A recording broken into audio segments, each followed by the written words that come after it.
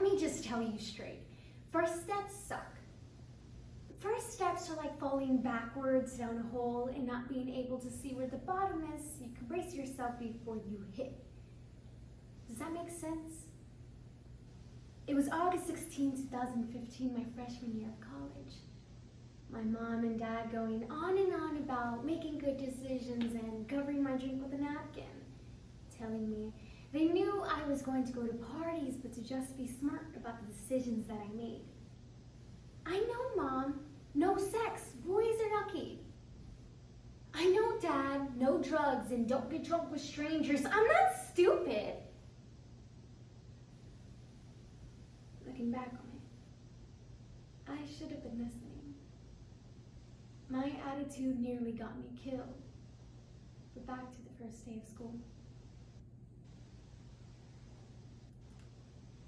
According to SafeHorizon.org, 3.8 million adults are trafficked for forced sexual exploitation and 1 million children are trafficked for commercial sexual exploitation. Sadly, this country does not do enough to alleviate this dilemma. My hometown is ranked #1 in the nation for sex trafficking. I chose this selection because this trafficking needs to stop. In this selection, a girl talks us through her traumatic experience and tries to help us understand that this can be us one day, stuck in the sex trade if we aren't careful. Falling by Elise Sharon. Day 1, party time! My dorm mates and I did a frat house hop. That's when the frat houses have a party and you go from house to house all night long. By midnight, I was tired, so I left. Mistake number 1. I should have never left the party by myself. I started to walk past the frat houses. I look up and see a group of guys following me. I walk faster until I'm running to get away from them.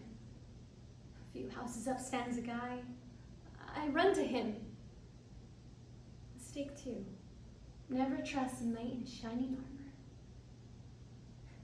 He told the guys to get back to their house before he got his frat brothers. We talked for a minute. Mistake 3. Never let your guard down until you are safe in your own home. He kissed me, and I kissed back. Mistake 4. Never kiss on the first date. He put his arm around me, tight. So tight, I told him to stop. He apologized and gave me a drink of water. Mistake 5. Never drink someone else's drink. I blacked out. I woke up in the trunk of a car. The car stopped. Trunk open, and through my tears, I couldn't see these men that dragged me out. They stood me on a block, and I could hear men placing bids.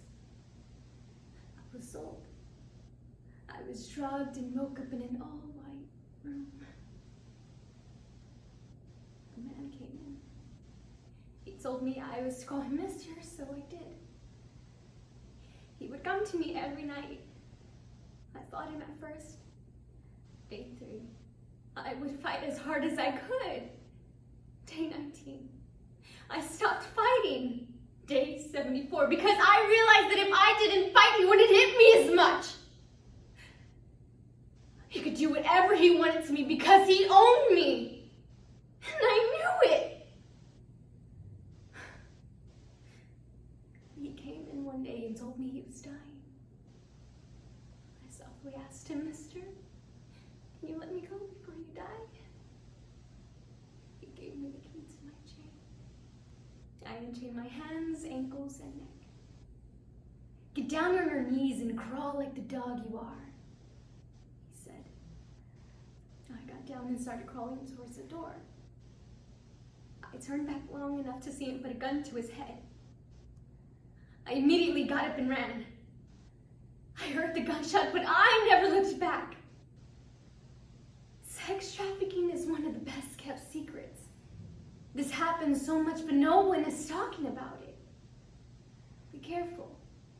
You just never know. I don't want any of you to fall in the hole backwards. Not knowing, not seeing, just falling.